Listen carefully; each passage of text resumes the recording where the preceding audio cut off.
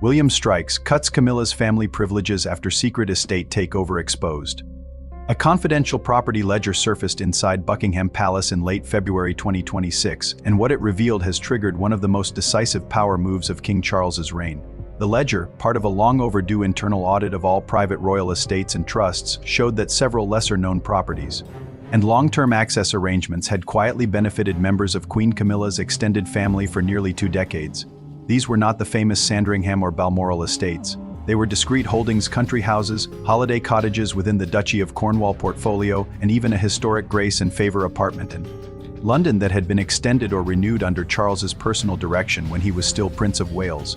Within days of the audit's findings, Prince William acted.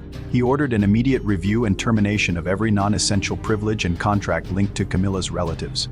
The most high-profile casualty was Annabel Elliot, Camilla's younger sister, whose lucrative interior design consultancy with the Duchy of Cornwall was formally ended. But the cuts went far deeper than one payroll line.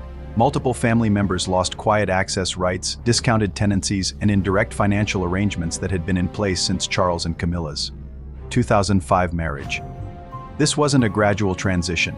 It was a surgical strike. To understand the scale of what William has done, we need to examine the hidden architecture of royal private estates that very few people outside the palace ever see. When Queen Elizabeth II died in September 2022, 2 categories of property transferred: the Great Crown estates and palaces remained with the institution.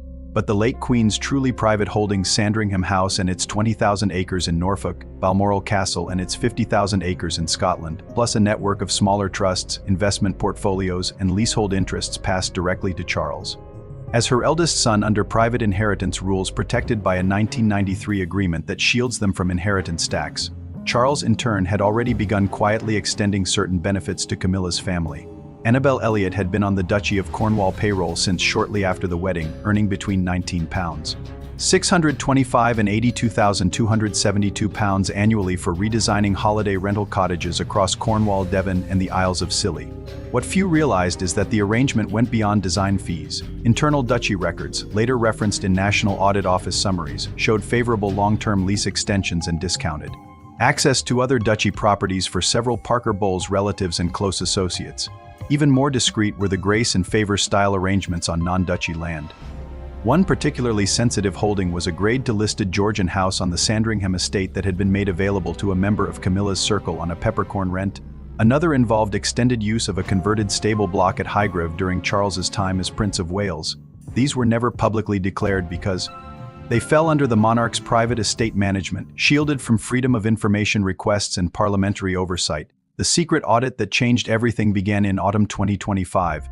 Prince William, now fully in control of the Duchy of Cornwall and increasingly involved in all major estate decisions, commissioned a comprehensive review of every private lease, tenancy, and access agreement granted since 2005.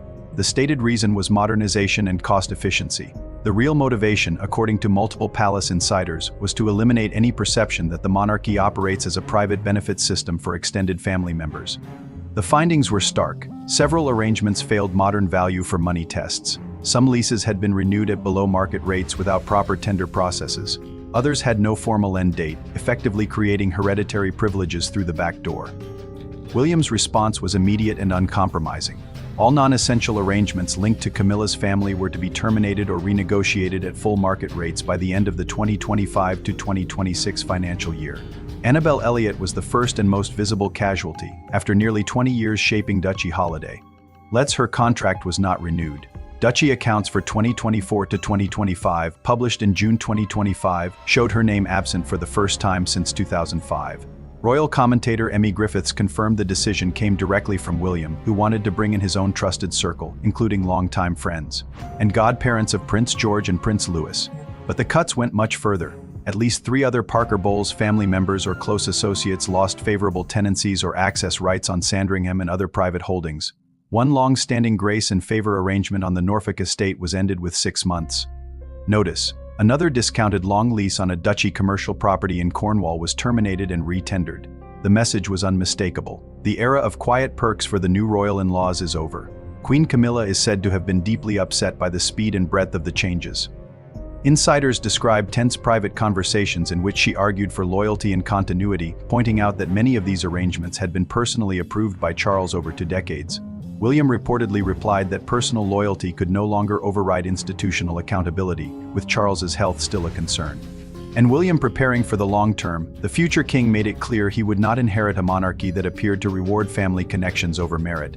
This power shift also exposes a deeper truth about how royal wealth actually moves. Sandringham and Balmoral remain Charles's private property for now. When he dies, they pass automatically to William as the next sovereign.